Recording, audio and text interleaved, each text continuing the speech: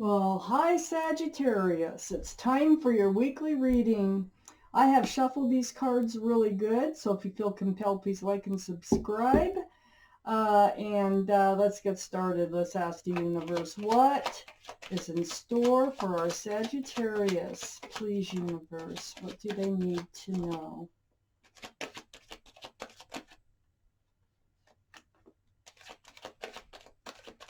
Sagittarius, what do they need to know? There you are right there. It's Temperance. What does Sagittarius need to know? All right, let's see what we got here. I think I got enough to get started. I'm not sure. Sometimes it feels like I do. Got right in the middle.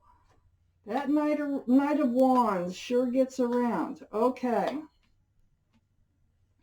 So Sagittarius, I got just enough to get started.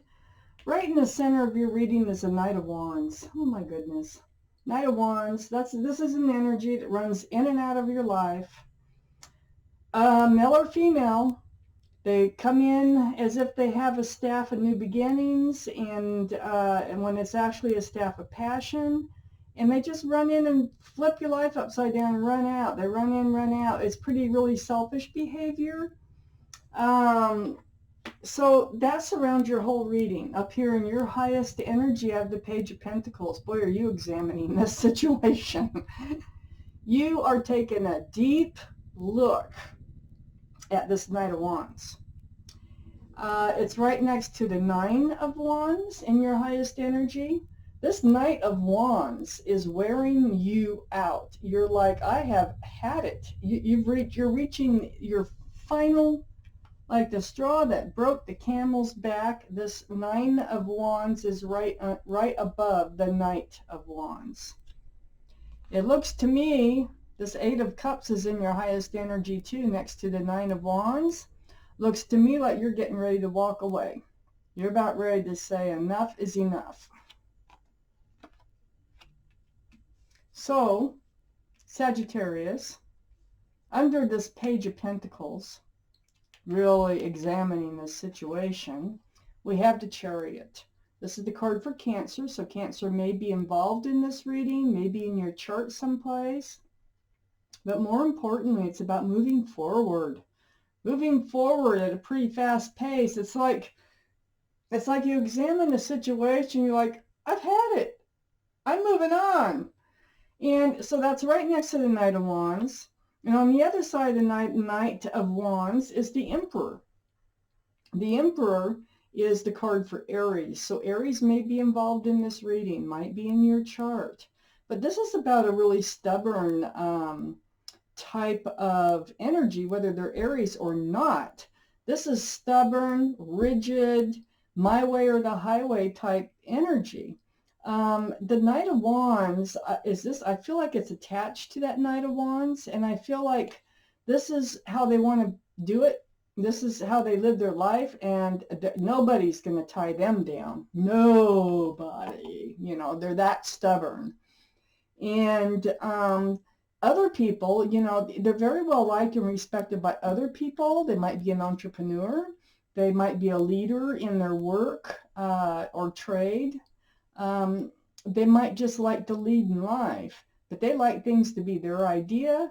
And I feel like they're just kind of like stuck in this Knight of Wands energy. That's where they want to be. And this is what you want to walk away from. All right, so then we have Temperance, the card for Sagittarius, right under the Chariot, moving forward. So Temperance, your guardian angels and spirit guides have been here trying to help you move forward. They've been trying to help get you more balanced. This hasn't been easy. So all this analyzing and everything, it's probably a lot of it's being brought to you by the universe. Your guardian angels and spirit guides are right under the Chariot here. They're right next to the Star card. The Star card, this is the card for Aquarius.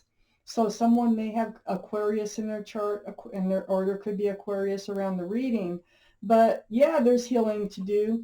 So they want you to heal. They want you to heal from this experience that you've had with the Knight of Wands, which is right above the Star card, and so that you can move on.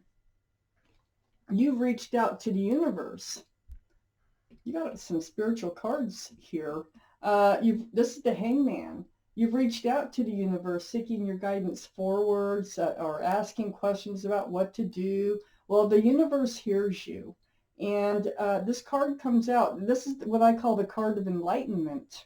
So they have been enlightening you through all this examination that you've been doing about this situation on what is really going on. Because like I say, that Knight of Wands comes in with the staff of new beginnings, but it always turns out just to be a staff of passion. It's a really kind of a selfish attitude. Also, I might want to point out is that Emperor also can be narcissistic. And being next to the Knight of Wands, they could be a narcissistic type personality. They could be. I'm not saying they are. They could be. See what else came out for you.